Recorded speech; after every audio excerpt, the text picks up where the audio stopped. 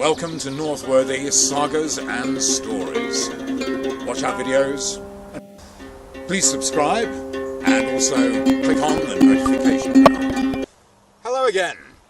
Welcome once more to Northworthy Sagas and Stories. I'm Tiak here. Please feel free to leave a comment.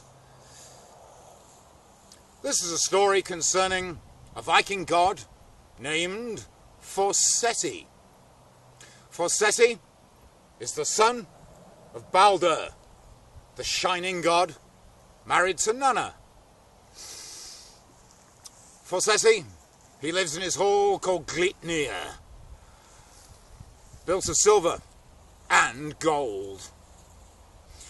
It's his job to quell strife among men, to bring peace and order, as will become clear from the story I'm about to tell.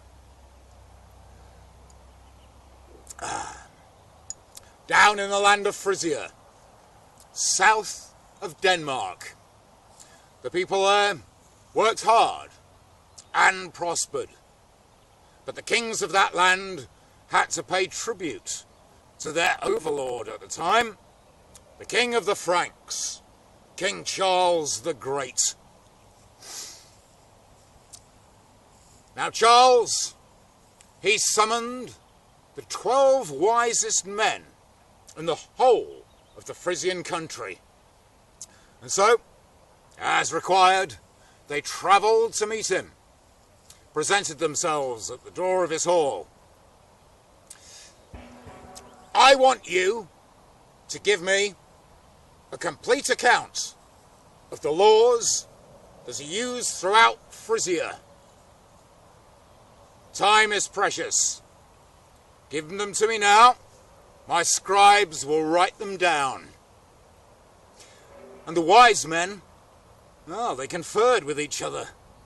And they realised, after talking for some time, that the laws throughout Frisia that related to free men, to the nobility, to what kind of property one could hold, to compensation, so many laws, they were all different between one tribe and the next. And so they said to King Charles, "My Lord King, we must apologise, but we cannot give you the set of laws you've asked us for." And at this the king was not pleased. "You've wasted my time," he said to them. "You can choose one of 3 punishments: death, slavery, or being cast adrift at sea in a rudderless boat." And the wise men decided that the latter might be the best option.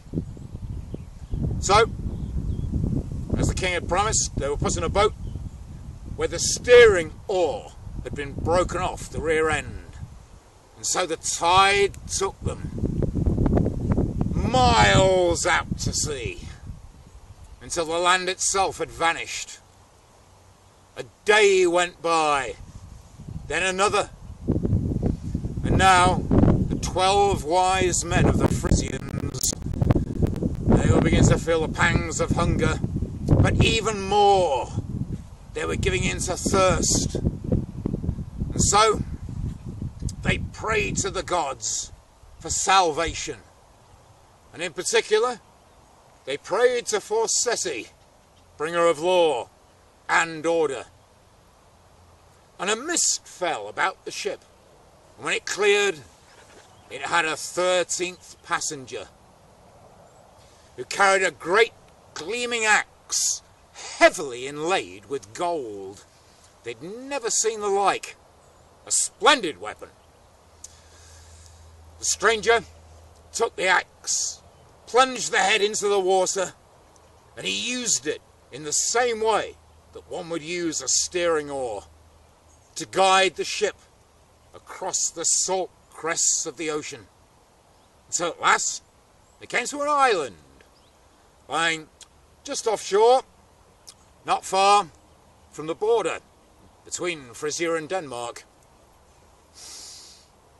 And as soon as they'd reached the land, the stranger took his golden axe and hurled it at the ground.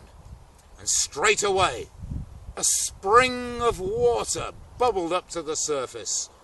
And finally, at long last, the 12 wise men could have a drink.